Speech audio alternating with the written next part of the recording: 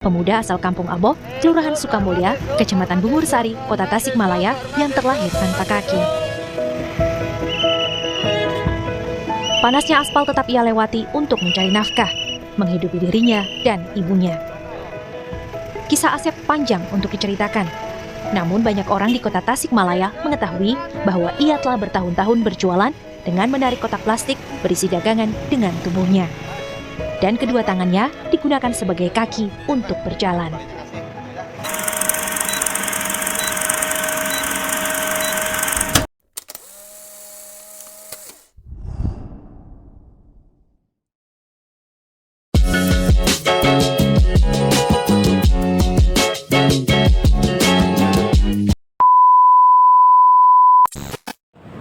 Halo, selamat siang. Perkenalkan, nama saya Putri Eliza Silitonga sebagai moderator kelompok 2. Saya dan teman-teman saya yaitu Fendi, Grace Anastasia, Adha, dan juga Ira akan menjelaskan tentang apa itu disabilitas.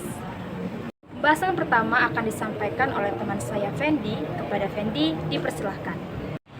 Penyandang disabilitas adalah orang memiliki keterbatasan dalam fisik, mental, intelektual, atau sensorik dalam jangka waktu yang lama untuk berpartisipasi di lingkungan masyarakat, dan sikap masyarakatnya dapat menemui hambatan. Akibatnya, untuk berpartisipasi tidak penuh dan efektif. Hak kesamaannya berdasarkan Undang-Undang Nomor 19 Tahun 2011 tentang pengesahan hak-hak penyandang disabilitas. Istilah disabilitas berawal dari bahasa Inggris, yaitu different ability, yang berarti setiap manusia memiliki kemampuan yang berbeda. Istilah disabilitas pun memiliki berbagai macam. Berawal dari Kementerian Sosial menyebutnya penyandang cacat.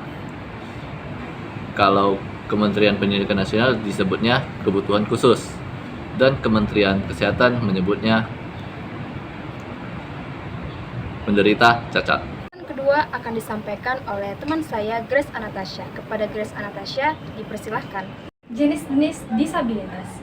Menurut Undang-Undang Nomor 4 Tahun 1997 di kategori cacat, penyandang disabilitas dikelola menjadi 3 jenis. Yang pertama adalah cacat fisik, kedua disabilitas fisik, tunaganda atau disabilitas fisik dan cacat. Yang pertama adalah cacat fisik. Cacat fisik adalah cacat yang mengakibatkan gangguan pada fungsi tubuh, yaitu adalah gangguan pada kaki, tangan, dan lain-lain. Cacat tubuh dapat dikategorikan sebagai berikut. Pertama, dia cacat sejala lahir. Kedua, cacat yang disebabkan oleh kecelakaan. Yang ketiga, cacat yang disebabkan oleh penyakit. Yang keempat adalah cacat yang disebabkan oleh perang. Menurut Revani, penyandang disabilitas dibagi menjadi dua. Pertama adalah disabilitas fisik dan disabilitas mental. Disabilitas fisik ini dikenal akan orang-orang yang memiliki kelainan atas kaki, tangan, atau dan lain-lain. Dan disabilitas mental dikenal sebagai orang-orang yang berkemampuan intelektual tinggi. Pembahasan ketiga akan disampaikan oleh teman saya yaitu Adha. Kepada Adha, dipersilahkan. Sekarang kita masuk ke derajat kecacatan penyandang disabilitas. Berdasarkan Peraturan Kementerian Kesehatan Republik Indonesia Nomor 104 yang berisikan tentang rehabilitasi medik, dalam pasal 7 disebutkan bahwa derajat kecacatan penyandang disabilitas dinilai berdasarkan kegiatan dalam sehari-hari mereka. Derajat kecacatan penyandang disabilitas ini dibagi menjadi 6. Yang pertama, dasar cacat 1, yang dimana para penyandang disabilitas dapat melakukan kegiatan sehari-hari mereka. Yang kedua, dasar cacat 2, yang dimana para penyandang disabilitas dapat melakukan kegiatan sehari-hari tetapi dibantu dengan alat bantu. Yang ketiga, dasar cacat 3, yang dimana para penyandang disabilitas dapat melakukan kegiatan sehari-hari tetapi dengan bantuan orang lain. Yang keempat, dasar cacat 4, yang dimana para penyandang disabilitas dapat melakukan kegiatan sehari-hari tetapi dengan pengawasan dari orang lain. Yang kelima, dasar cacat 5, yang dimana para penyandang disabilitas tidak dapat melakukan kegiatan sehari-hari tanpa dibantu oleh orang lain. Dan yang terakhir, dasar cacat 6, yang dimana para penyandang disabilitas tidak dapat melakukan kegiatan sehari-hari walaupun sudah dibantu oleh orang lain.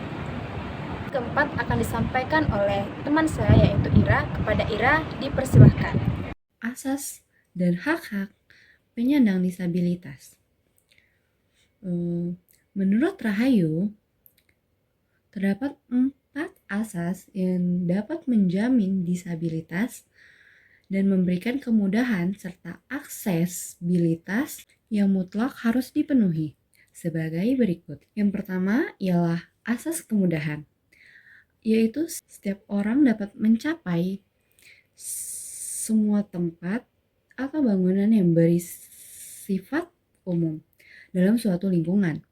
Kedua itu adalah asas kegunaan, yaitu semua orang yang dapat mempergunakan semua tempat atau bangunan yang bersifat umum dalam suatu lingkungan.